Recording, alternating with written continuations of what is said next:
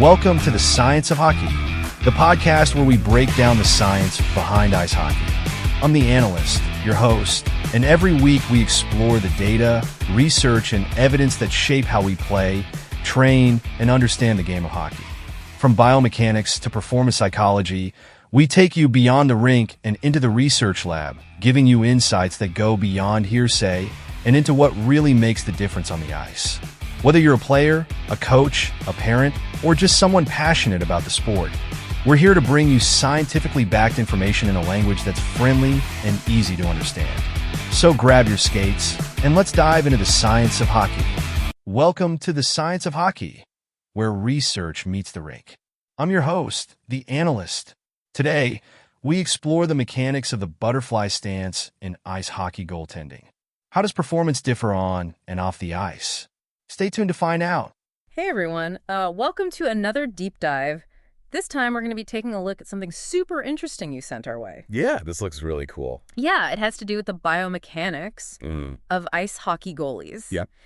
You seem to be particularly interested in What's like? how practicing those, really important goalie moves differs on and off the ice. Right, exactly, yeah. And to help us explore this, You've given us... we've got this awesome study. Yeah, It's called Float Like a Butterfly. Great title. I know, right? I love it. It really catches your attention. Yeah, and it kind of... And it perfectly captured what we're talking I'm going to be looking at.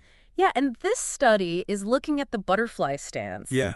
That super iconic goalie move. Oh, yeah. And it looks at how it impacts the goalie's upper body, both on and off the ice. Right. They actually had... You had a group of semi-pro goalies perform the butterfly stance in full gear on the ice. Okay. And then they had them do it again off the ice without all the heavy padding. I see. So basically, what they were looking at is... They were really interested in torso movement. Yeah. So how much and how quickly? How much the goalie's upper body moves when they're doing that butterfly stance.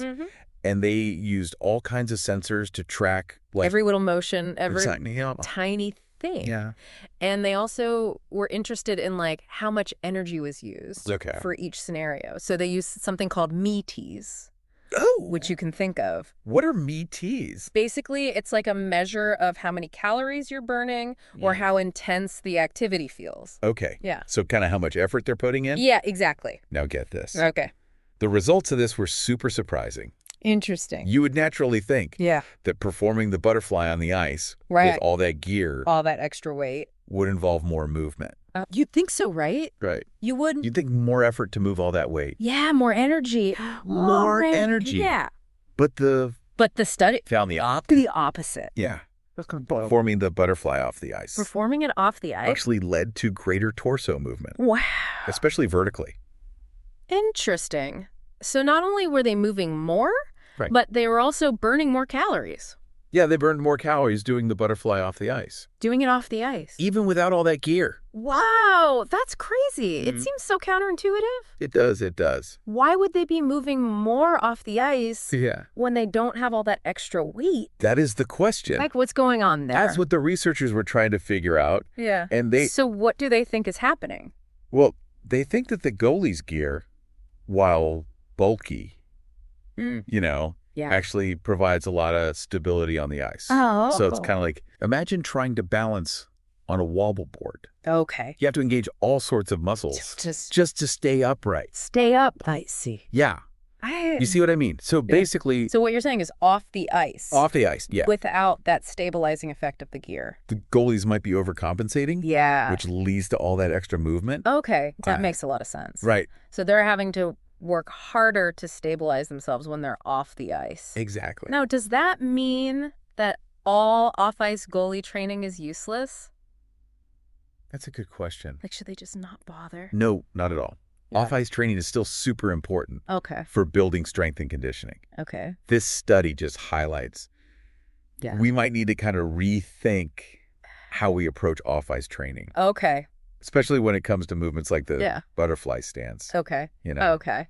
So maybe there might be ways to modify off-ice drills to better mimic that stability that's provided by the gear And help goalies help them really develop the specific muscle control that they need for on-ice success. Yeah, that's a good point. Yeah. I'm already thinking about like all these different ways this could change goalie training. I know, me too. But before we go too far, we do have to acknowledge. that this study had a small sample size. Yeah, they only looked at 7 semi-pro goalies. 7 goalies. Yeah. So we can't like take this and say we can't generalize. This is how it is for every goalie. To all goalies.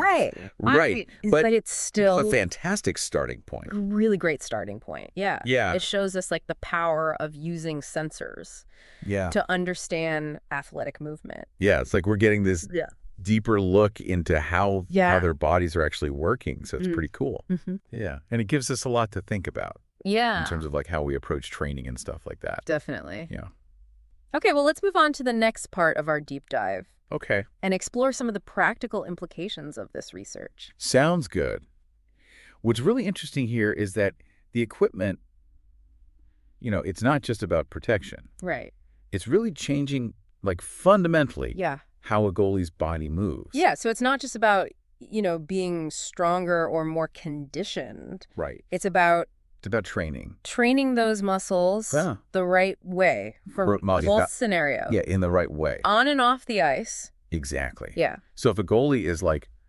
So if they're overusing certain muscles or moving inefficiently off the ice, those habits could like carry over to their on-ice performance. Even when they have all the gear on. Even when they're fully padded up. That makes sense. Yeah. And that makes me wonder what kind of off-ice exercises could goalies do?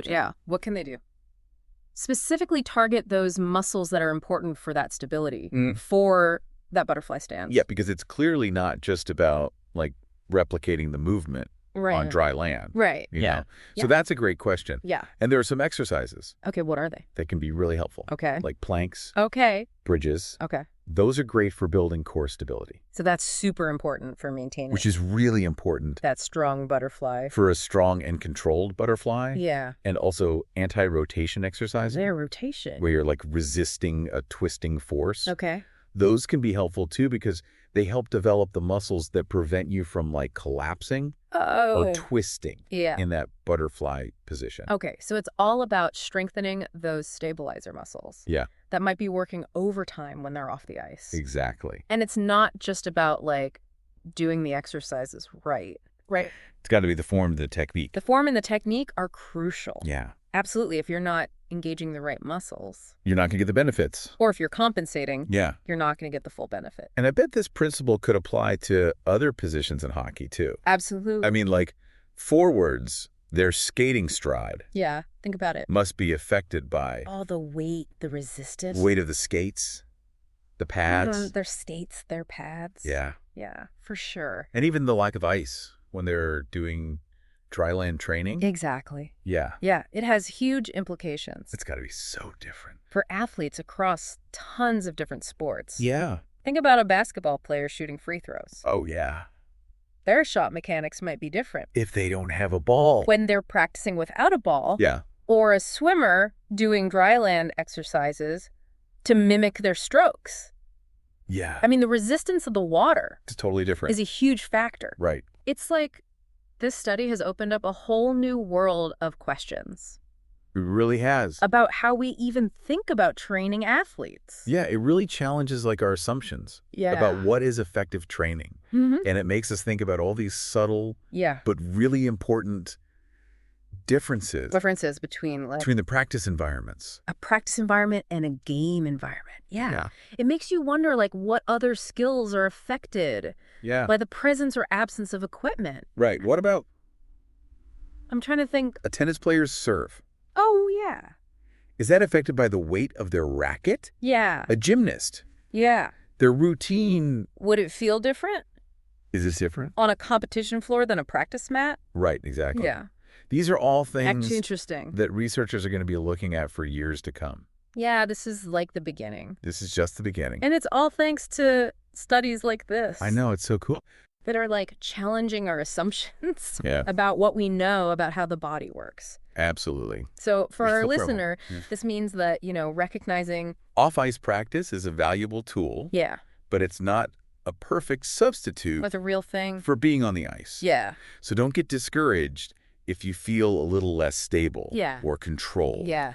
When you first put on all that gear and hit the ice, it's almost like learning to move all over. To walk all over again. Yeah, you have to adjust. To that new center of gravity Totally. with all that extra weight. Yeah, and the second thing I would say is to really prioritize core stability and control. Okay. In your off-ice training. Okay. We've talked about planks, bridges, anti-rotation exercises. Yeah. But there's so many others. That you can explore. That you can try. Yeah. The key is... What's the key? To choose exercises that challenge your core muscles in different planes of motion. Okay. And really focus on maintaining that proper form. So it's not just about building like a six-pack. No, it's not about a six-pack. It's about developing that deep core strength. Yeah, deeper core strength. Yeah, that translates to stability and control on the ice. Yeah. And the third thing is to be mindful. Be mindful of those subtle differences between on ice, between on and off ice movement. Yeah. Pay attention to how your body feels in each scenario. And try to stick around. And see if you can identify any inconsistencies. Yeah. You know? So almost become a student. Yeah, become a student of your own biomechanics. Yeah. Exactly. And learn. That awareness can help you. To recognize what your body's telling you. Yeah. Make adjustments. Yeah. To your training and your technique. To bridge that gap. To bridge the gap between those two environments. Now, before we wrap up this part. Yeah. Okay, so before we wrap this whole thing up, I want to make sure we tie it all back. Let's bring it back. To what you were curious about in the beginning. Yeah, what did we learn? You wanted to know how practicing goalie moves on and off the ice really differs. Yeah. And I think it's safe to say... that those differences... they're a lot more complex than we thought. We might have assumed when we first started talking about this. This floating like a butterfly study. Yeah. It really opened our eyes to how... something like the butterfly stance. Yeah, something that seems so simple. Right. You think it's just one movement. Yeah, you just drop down. But it's affected by so many things. It's so much more than that. Yeah. It's affected by the equipment, the surface you're on. Yeah, all these things we might not even think about. All these things we don't even consider. And I think the biggest takeaway for me... Do you know what's the biggest takeaway for you? Is how the absence of equipment can actually lead to more movement. More movement, more energy expenditure. And more energy. Yeah. Which is crazy. It's like the opposite of what you would think. You would think less equipment would mean less effort. Yeah. But it's not the case. It's not. So... This has been such a fascinating deep dive. It has been. We started with this question about goalie training.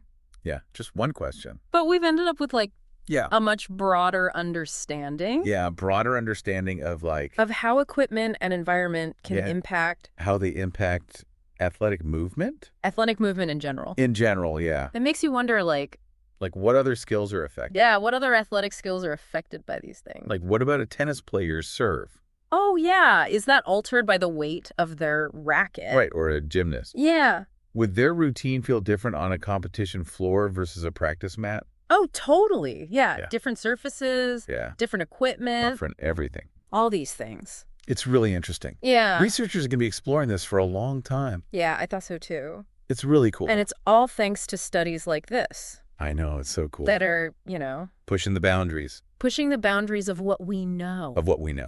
So for you, our listener. Yeah, for you. This means recognizing that your off-ice practice. Right. It should complement. Not completely replicate your on-ice training. Yeah.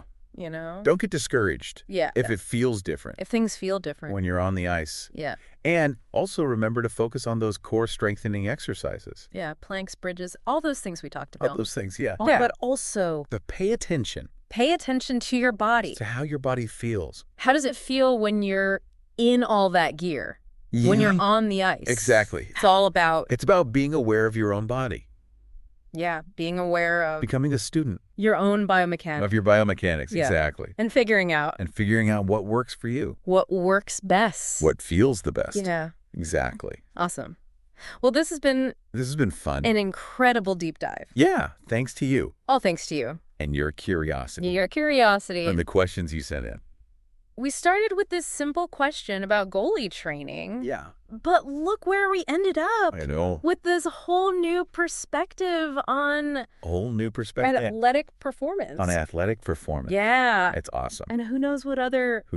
discoveries are out there. Are waiting for us. Yeah. I'm excited to find out. It's so cool how the world of sports science... Yeah, it's always evolving. And constantly changing. Always changing. Yeah, it's great. Well, until next time. Keep pushing those boundaries. Keep asking questions. And keep diving deep. Into the things that you're curious about. Into those things that fascinate you. Awesome. Thanks for joining us. Thanks for listening. Thanks for tuning in to the Science of Hockey. If you enjoyed today's episode, make sure to share it with your friends, teammates, or anyone who loves hockey as much as you do. Don't forget to subscribe so you never miss an episode. And we'd love to hear from you. Leave a comment to let us know what you liked, what you'd like to hear next, or any questions you have. Your feedback helps us make the show even better. Until next time, keep your skates sharp, your mind open, and keep chasing the science behind the game.